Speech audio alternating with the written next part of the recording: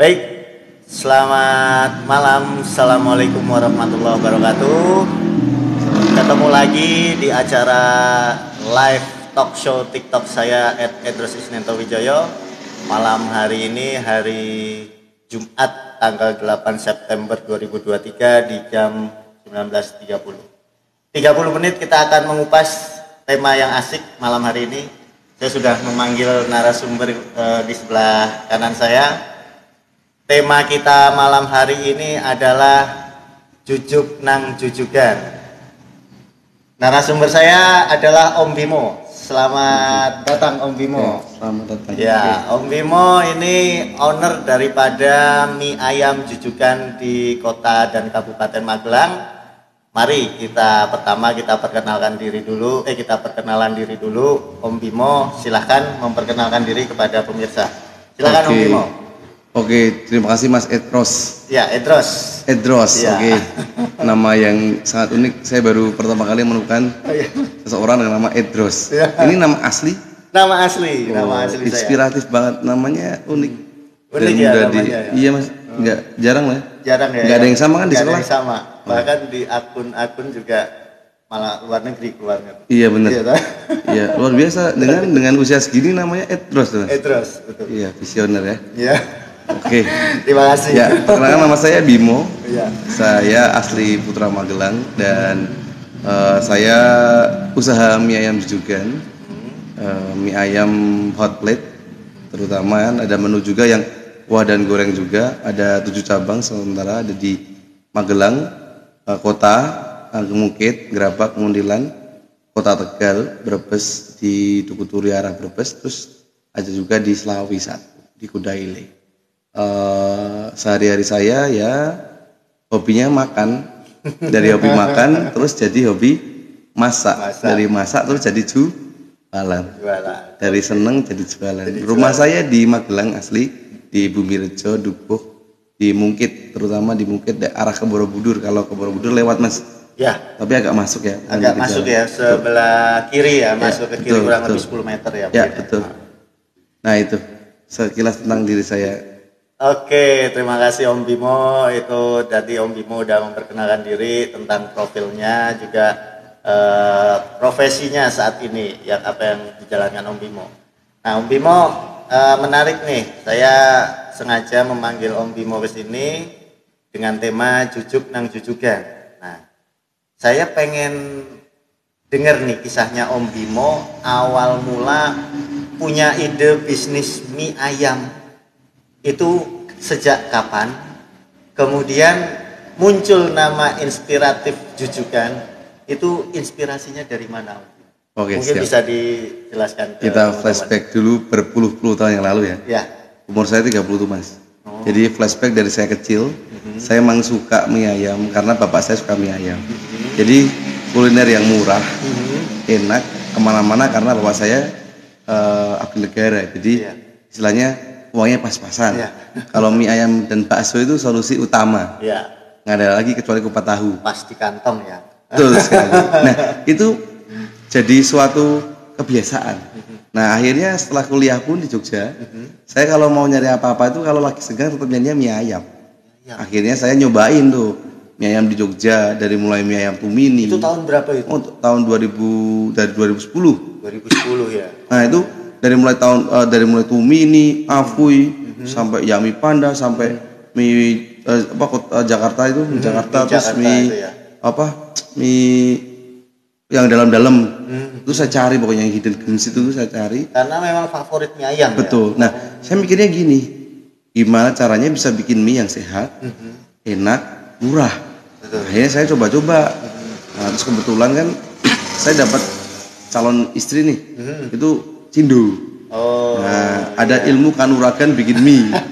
Jadi sama angkongnya diturunin gimana caranya bikin mie yang enak. Itu kalau mie ayam itu kan sebenarnya intinya bukan pada semurnya Om, pada mie-nya. Kalau mie-nya udah iya betul.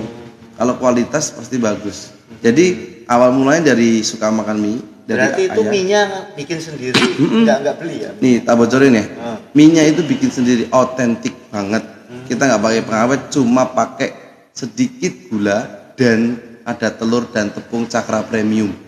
Oh, Nah, dan kita nggak pakai pengenyal karena kita bikin mie-nya dipres pakai dongkrak truk 3 ton. itu dipres Bang. Dipres. Bener-bener kayak kepres gendeng. Soka. Iya. Itu biar ngapain Iya, mie-nya dia biar adonannya tercampur rata dan biar bisa lentur.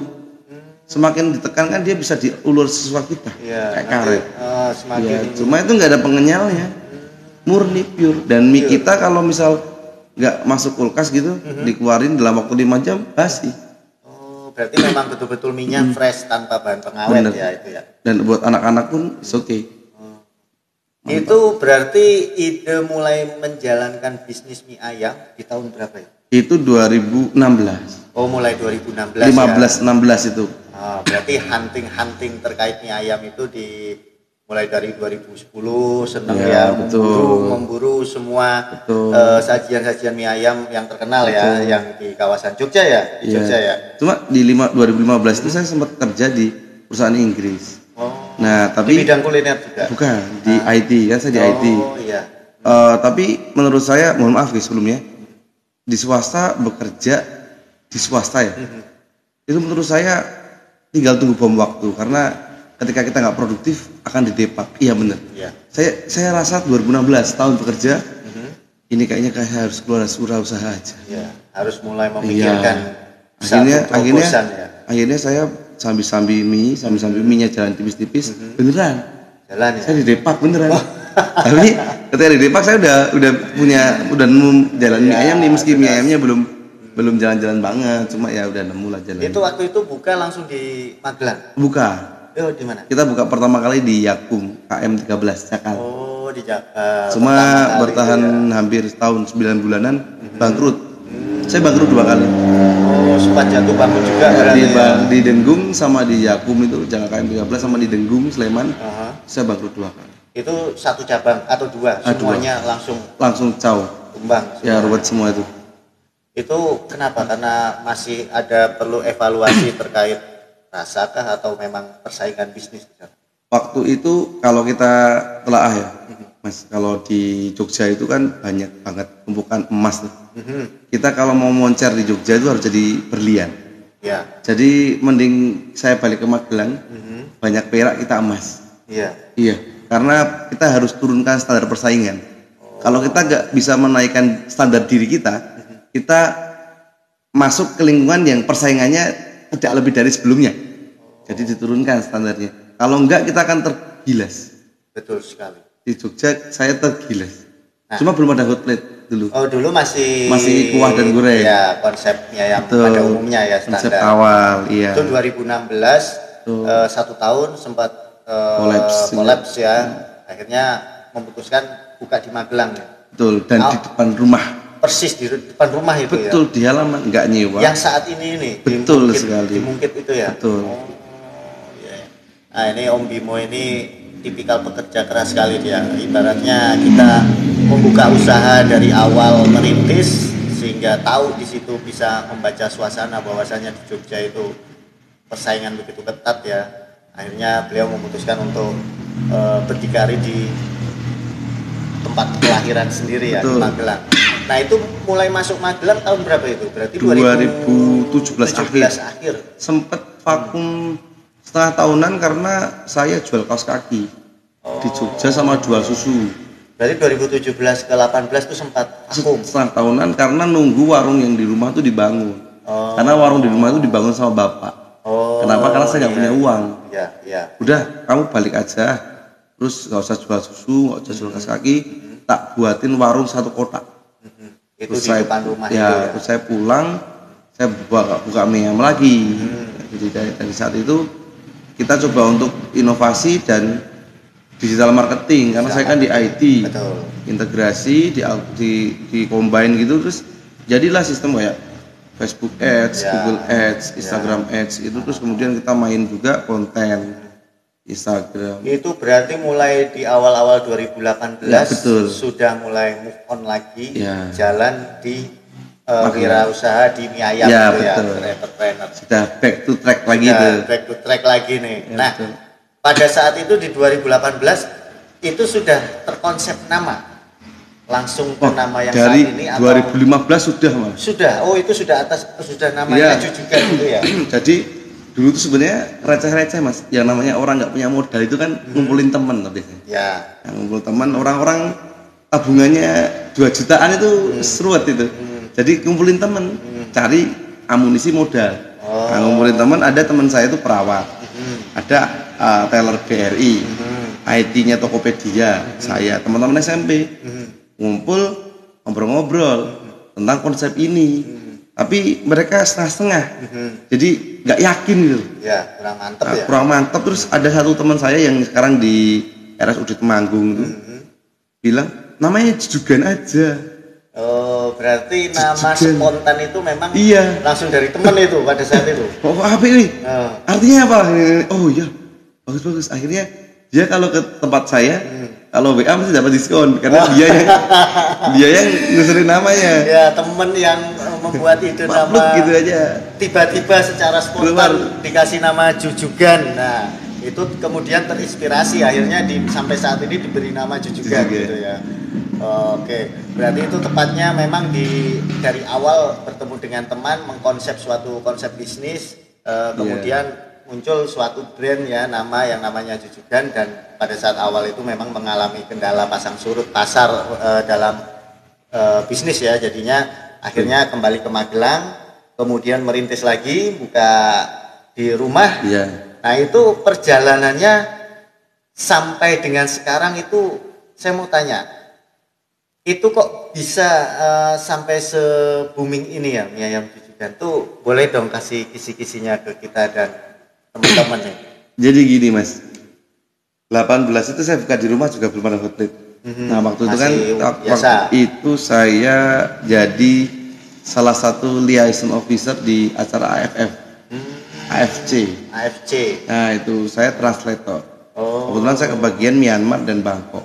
Nah saya dikasih tahu nih sama teman-teman Bangkok yang di Thailand itu tentang hotplate kayak gini. Di sana kan banyak tuh, Thailand kan kulitnya bagus tuh. Nah saya berguru di situ. Itu di tahun berapa mulai muncul ide hotplate? 18 awal itu. 2018 awal. Baru buka sekitaran 3 bulan tuh hotplate muncul. Nah kita pertama kali bikin hotplate pakai teflon. Oh. Dan kepeng itu ya. Dan enak. Dan ketika itu terjadi kita pakai kaldu ayam Jawa dan enak banget.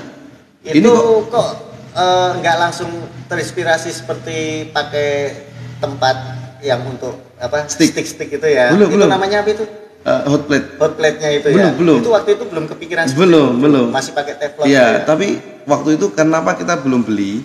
Karena nggak ada duit mas. Oh ya, kembali ke kosnya ya. Nah akhirnya kita berani untuk launching menu itu dengan 5 hotplate, bayangkan 5 hotplate, 5 doang. Cuman 5 saja itu ya. Nah terus kita coba untuk belajar bagaimana digital marketing. Kita belajar, saya belajar juga kalau editing insya Allah karena saya IT saya oke, masuk bisa lah.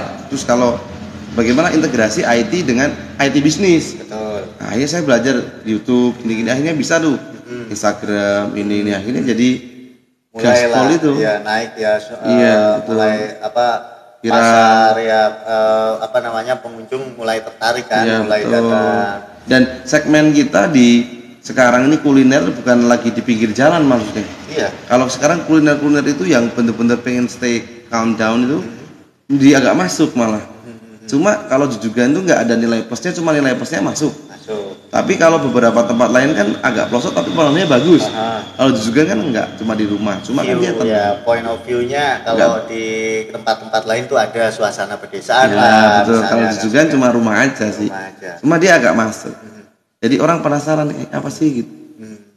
Nah, dari situ kemudian dengan berbagai langkah atau mekanisme perjuangan daripada Om Bimo sehingga menghasilkan sekarang saat ini mie ayam Jujugan bisa viral ya, banyak pengunjung, mungkin sudah pengunjungnya ya bermobil juga bahkan dari luar kota juga udah masuk ya kan. Betul.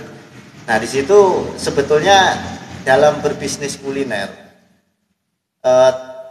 apa sih yang perlu diperhatikan menurut Om Bimo ini, entah itu dari kuliner mie ayam atau kuliner lainnya, supaya untuk menjaga dan membuat customer itu atau pembeli pengunjung itu tertarik pada kita nih, selaku teman-teman pebisnis kuliner yang lain ya? Apa yang harus dijaga? Sebenarnya gini, jujugan itu kan otomatis kita punya teknis di belakang layar ya. Semua bahan jujugan itu ditimbang, Berarti tertakar, termasuk bawangnya, berapa tertakar semua. sudah ada takaran Ya pasti betul. dan baku itu Ya kita ada SOP tentang rasa. Kenapa? Karena namanya makanan, kalau viral dan rame, kalau rasanya enak pasti akan lanjut. Tapi kalau sakepiaan, jebret viral, banyak gak enak, dia gak akan lanjut. Nggak akan lanjut. Nah, dari mulai rasa, resik, Ya, rego, ramah, 4R. 4R berarti 4R itu ada rasa, resik. Resik. Nah, berarti makanan tuh harus higienis. ya. Kalau kita jual makanan kok kempro, bubar. Ya, pembeli Satu, pembeli. pasti Caw. ya, caw ya. Yang ketiga, rego. Harga. Ya, jadi gini, kita pakai, mohon maaf ya, hukum dagang Cina. Tipis-tipis, banyak. Tapi kuantitinya Betul, probabilitasnya tinggi. probabilitasnya tinggi. Terus yang terakhir adalah ramah. Jadi seenak apapun tempatnya, sebersih apapun, semurah apapun, kalau penjualnya itu enggak easy going, karyawan kita terutama, kalau saya dulu pas jual sendiri sih easy going banget, monggo silakan, terima kasih, pamit kembali. Harus ada SOP-nya. Sometimes kita dapat komplain, terutama Kota Tegal. Kota Tegal itu kan Pantura. Iya, Pantura Jadi di sana. beda tipis-tipis iya. Cuma kalau Magelang sih aman. Aman. Kalau komplain itu Kota Tegal, oh nggak balik lagi kemarin mau minta nambah kuah aja dicemburutin sama pegawai. Aduh, saya dapat komplain itu kan di Instagram. iya. Gimana ini? Siapa tuh pelakunya kan gitu kan? Iya, siapa ini? Boleh iya gitu. Jadi kompleksnya gitu Om. Jadi kalau udah jalan itu, kalau teknis pengelolaan mie ayamnya sih oke. Cuma sometimes itu masalahnya malah bukan di situ. Karyawan ya. manusia itu kan random. Iya. Dia harus dikekang sama SOP. Betul. SOP-nya harus tetap baku. Nuansa hati juga dinamis ya. Betul. Kadang naik, kadang turun kan. Itu random. Makanya trouble-nya sebenarnya bukan di mie ayamnya, tapi di orangnya ini, SDM ini. Nah, kembali lagi tuh Om Bimo. Berarti memang apa yang tadi disebutkan 4R buat teman-teman pelaku bisnis nih yang sedang menyaksikan acara live saya di TikTok @edroswijoyo, perhatikan kisi-kisi yang disampaikan Om Bimo untuk berbisnis kuliner. Pertama, 4R ini yang pertama apa? Rasa diperhatikan. Kemudian R yang kedua Resik. Resik itu kebersihan. Nah, harus higienis, bersih dan enak lah dipandang sama pengunjung. Kemudian yang ketiga rego itu harga. Nah, perhatikan kalau konsepnya tadi yang disampaikan Om Bimo, dapat untung tipis-tipis, yang penting probabilitasnya tinggi atau banyak mendapatkan daripada porsi yang dibeli oleh pengunjung. Kemudian yang terakhir R yang terakhir ramah. Nah, jadi teman-teman nih pemirsa yang berbisnis kuliner, kalau yang dipegang sendiri, perhatikan keramah-tamahan terhadap pembeli. Pun kalaupun itu ada karyawan, tolong lebih diperhatikan lagi, mungkin di briefing, mungkin ada SOP tadi yang disampaikan Om Bimo kan seperti itu.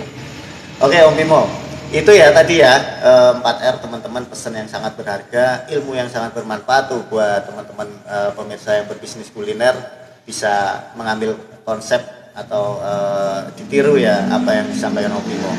Kemudian nih menjelang 5 menit terakhir Om Bimo, saya mau tanya agak privasi sebetulnya nih. Saya mau sedikit tanya nih. Jujugan saat ini dari 7 cabang ya yang udah ada ya. Nah, Jujugan, mie ayam Jujugan ini udah ada 7 cabang di Jawa. Nah, saya mau tanya Om Bimo nih lebih privasi. Omset per cabangnya ini udah berapa nih Om Bimo? Gimana? Mungkin bisa dibisikin ke pemirsa nih. Kalau satu cabangnya. Kalau average aja rata-rata. Average. Sekarang pendapatan tertinggi sementara di Kota Magelang. Masih Kota Magelang itu omsetnya itu sehari itu kan sekitar 200 porsi. Kalau 200 porsi itu harga mie ayam saya itu di antara 12 sampai 20 ribu. Range rata-rata 15 plus minum lah. Berarti at least 20 ya. 20 berarti at least 4 juta sehari. Luar biasa teman-teman. 4 juta itu satu outlet. Cuma range 200 porsi. Itu belum termasuk yang lain-lain, paling sekitaran dapat 5 jutaan gitu kalau offset. Cuma kalau outlet kayak Gerabak, ya Gerabak itu yang hanya sekitar 80-an porsi sampai 100 itu ya dapat sekitaran omset ya 1,5 atau 2 untuk di 2. Terus tergantung juga, ada juga outlet yang 150, ada beberapa jenis outlet kayak outlet Kota Tegal itu ya lumayan. Katakan ambil rata-rata di angka yang paling populer tadi di cabang yang di Magelang itu omset bisa sampai 5 juta satu hari.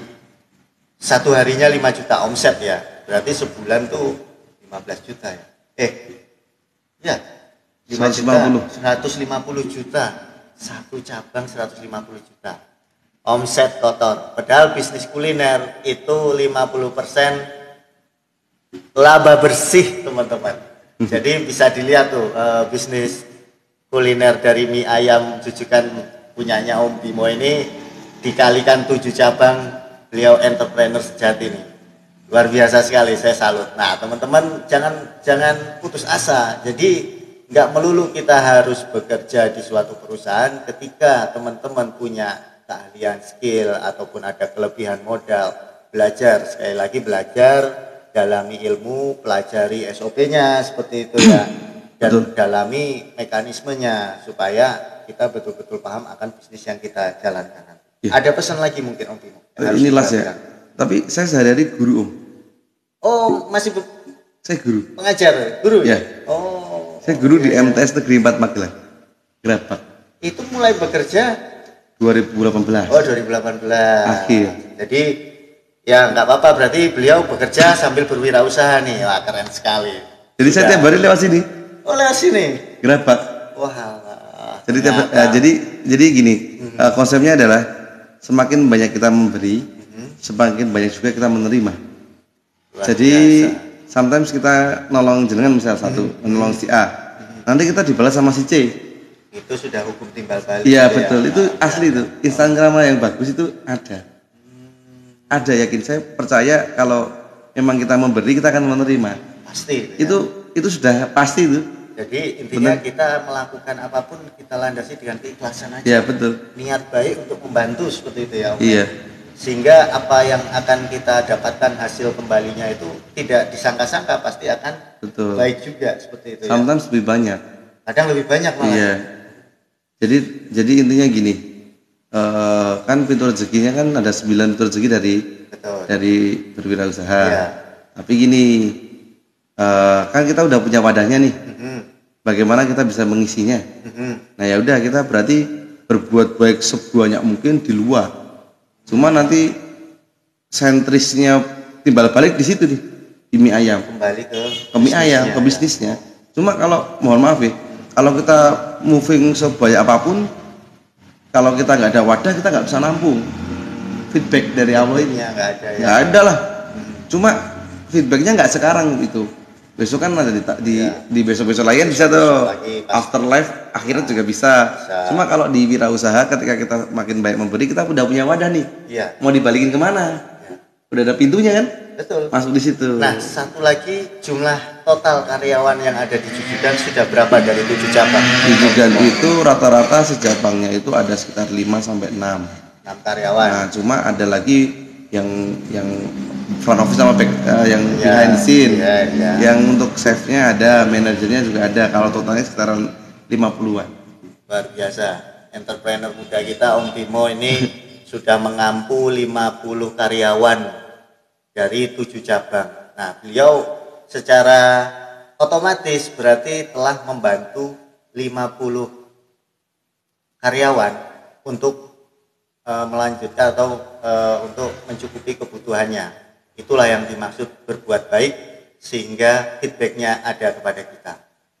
Mungkin last minute Om Bimo, saya ingin Om Bimo menyampaikan pesan-pesan moral mungkin terkait bisnis kuliner ataupun pesan lainnya kepada pemirsa yang akan disampaikan, hal-hal yang bermanfaat apa supaya bisa menjadi contoh atau kita bisa menginspirasi daripada Om Bimo yang sudah berhasil membangun karyanya sendiri atau idenya sendiri, walaupun dengan jatuh bangun beliau membangun bisnisnya.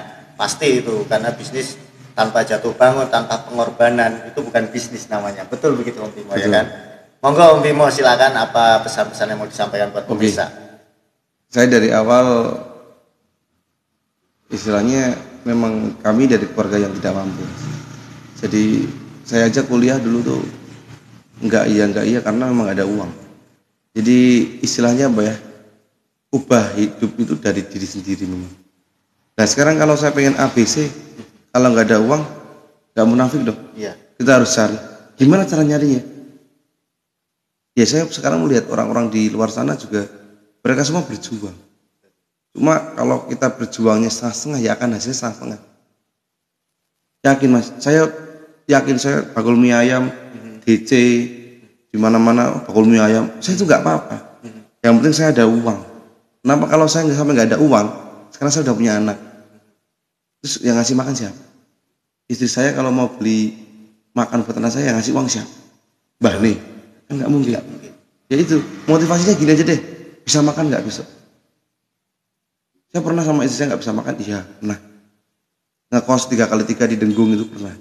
Dan sehari makan 1 kali nasi telur, maksimal banget 5.000 sehari itu pernah. Jadi memang mau ubah nasib, tapi harus yakin dulu. Yakin. Tapi jangan sampai jalan pintas ya mas, mbak. Enggak, jangan. Serius. Jujugan itu sering, mohon maaf ya, ini rahasia umum ya. Tutupilah, di inilah. Intinya gini, di jujugan itu maksudnya yang hal-hal berbau itu, mistik gitu ya. Jenengan pelanggan jujugan misal di sini ya. Kalau di jujugan jenengan sehari pagi, siang, sore, malam 4 kali itu ada ruqyah mandiri, Quran sama kita ada khotmil Quran. Ada kataman. Kalau kataman kita mesti ngadain acara. Kenapa? Hanya dengan itu kita nangkal itu sihir. Ya. Seriously. Kalau kalian kejar dunia, selesai hembusan nafas terakhir, azab menanti. Tapi kalau kejar akhirat, dunia mengikuti. Asli. Luar biasa. Seriously. Terima kasih Om Bimo, pesan moral yang sangat mendalam sekali. Mungkin di sini saya ulangi pesan yang disampaikan Om Bimo. Pertama buat saya, khususnya buat teman-teman semuanya. Yang pertama dalam menjalankan kehidupan ataupun apapun itu, bekerja atau berwirausaha, pertama landasi dengan keyakinan yang bersih dan hak, bahwasanya kita hidup tetap harus berusaha, bekerja, berikhtiar. Kemudian jangan ambil jalan pintas. Kalau kita umat beragama, yakinilah dengan keyakinan agama teman-teman semuanya. Kalau yang muslim seperti yang disampaikan Om Bimo, lakukan ruqyah, pengajian, ada sholawatan mungkin di tempat usahanya, dan itu akan membawa berkah buat usaha kita. Mungkin buat teman-teman yang non muslim juga lakukanlah itu dengan keyakinan teman-teman yang non muslim, seperti itu. Terus kemudian yang terakhir tadi, bahwasanya motivasi yang ada untuk melanjutkan kehidupan itu kita butuh perjuangan. Jadi tidak ada yang instan dan mungkin harus berdarah-darah seperti yang dialami Om Bimo. Apapun itu lakukan dengan ikhlas, yakin, dan berbuat baik. Itu saja teman-teman pada yang bisa saya sampaikan. Begitu pula apa yang tadi disampaikan oleh narasumber bintang tamu kita dari owner pemilik mie ayam Jujugan Kota Magelang yang sudah punya 7 cabang. Luar biasa sekali, beliau entrepreneur sejati. Mungkin teman-teman bisa menginspirasi daripada talk show malam hari ini dengan tema Jujuk Nang Jujugan. Silakan untuk siaran tunda atau siaran ulangnya nanti teman-teman bisa nonton di YouTube saya di @edroswijoyo. Nanti akan saya upload, tentunya akan saya share kembali. Kemudian jangan lupa untuk follow selalu akun TikTok saya @edroswijoyo, follow juga akun TikToknya Mie Ayam Jujugan beserta Instagram Mie Ayam Jujugan. Terima kasih, salam sukses buat teman-teman semua. Selamat malam. Om Bimo, terima kasih banyak sudah meluangkan waktu untuk hadir di acara talk show saya. Sekian, wassalamualaikum warahmatullahi wabarakatuh.